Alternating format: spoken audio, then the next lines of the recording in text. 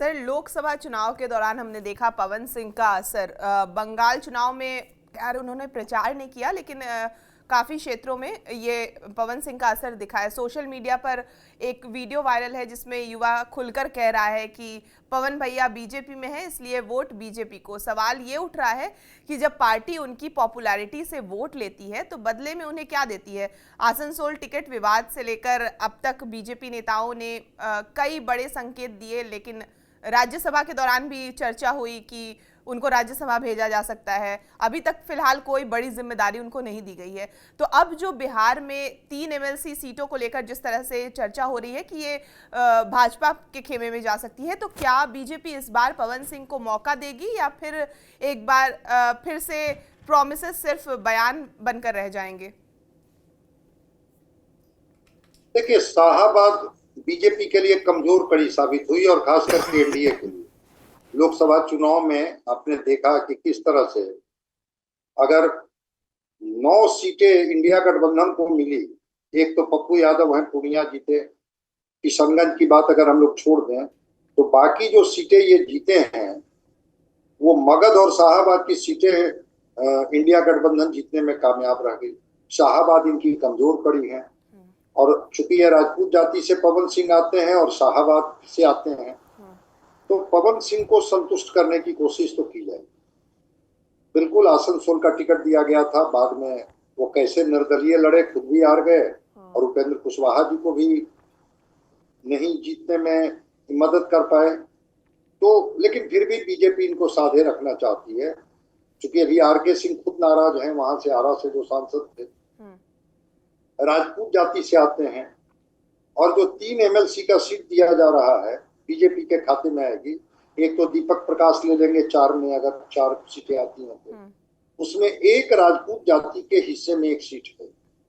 अब उसमें राजपूत जाति से कई दावेदार हैं, जिसमें एक प्रमुख दावेदार पवन सिंह भी है। पवन सिंह को एमएलसी बना करके शाहाबाद को साधने की कोशिश की जाती है, की जा सकती है, क्योंकि जो स्टार प्रचारक होते हैं और इस तरह के जो भोजपुरी गायक या लोक गायक जो होते हैं, इनका एक अपना फॉलोअर्स होता है, फैन फॉलोअर्स। और ये जो फैन फॉलोअर्स होते हैं, तो ये फैन फॉलोअर्स के बीच में लोकप्रियता का फायदा तो पार्टी को मिलती है या गठबंधन को फायदा मिलता है। तो बीजेपी तो चाहेगी कि अगर एमएलसी का एक सीट राजपूत जाति के खाते में ही देनी है तो क्यों ना पवन सिंह को ही भेज दिया जाए।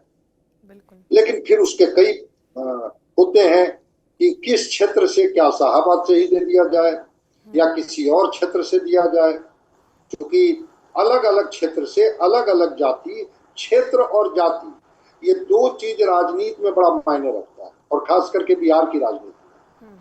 तो क्षेत्रीय संतुलन और जातीय संतुलन दोनों को अगर साधने की बीजेपी कोशिश करे, उसमें पवन सिंह फिट बैठते हैं। क्योंकि ठीक है, चुनाव होगा, ये चुनाव तो भी 29 में होनी है ना लोकसभा, फिर राज्यसभा के लिए चुने जाएंगे तो ये बाद में ना, विधानसभा को इनको लड़ाएगी पार्टी तो 30 में ना। तो इतना दिन पवन सिंह को इंतजार पार्टी नहीं कर पाएगी और पवन सिंह का इस्तेमाल करेगी कि एक वातावरण बने, एक माहौल बने जिसमें लोकसभा का चुनाव अगर 29 में आता है तो 27 से माहौल बनना शुरू हो जाए। एक दूसरी बात, अभी 27 में यूपी का चुनाव, तो यूपी में भी पवन सिंह के माध्यम से एक स्टार प्रचारक के तौर पर इस्तेमाल करना चाहेगी बीजेपी। तो पवन सिंह को चाहेगी कि हम एमएलसी वगैरह बना करके और फिर हम 27 में इनको एक स्टार प्रचारक के तौर पर उत्तर प्रदेश में हम इनकी भूमिका तय करें। एक तो कि राजपूत जाति से हैं तो उसका एक मैसेज जाएगा, दूसरा ये लोक गायक हैं, स्टार हैं, भोजपुरी का एक बड़ा इलाका जो पूर्वांचल का इलाका है और बिहार का इलाका है जिसका कि मेल जोल है, मिलता जुलता है। तो पवन सिंह के माध्यम से साधने की कोशिश की जा सकती है, इससे इनकार नहीं किया जा सकता। लेकिन फिर मैं कह रहा हूं कि राजपूत जाति के हिस्से में अगर एक एमएलसी का सीट बीजेपी देना चाहेगी तो पवन सिंह ही एक दावेदार नहीं है, और भी लोग दावेदार हैं। राजेंद्र सिंह का नाम आ रहा है कि कहीं राजेंद्र सिंह को तो नहीं भेज दिया जाए, जो कभी बिहार में मुख्यमंत्री के उम्मीदवार हुआ करते थे। वो नोखा से आते हैं, नोखा से उन्होंने चुनाव भी लड़ा था, और उनकी भी लोकप्रियता है, संघ बैकग्राउंड उनका रहा। तो कई राजपूत चेहरे हैं जिस पर चर्चा है, उसमें एक पवन सिंह भी हैं, राजेंद्र सिंह भी हैं, और भी कई नाम हैं। देखते हैं बीजेपी किन पर दांव लगाती है, हम लोगों को थोड़ा इंतजार करना होगा।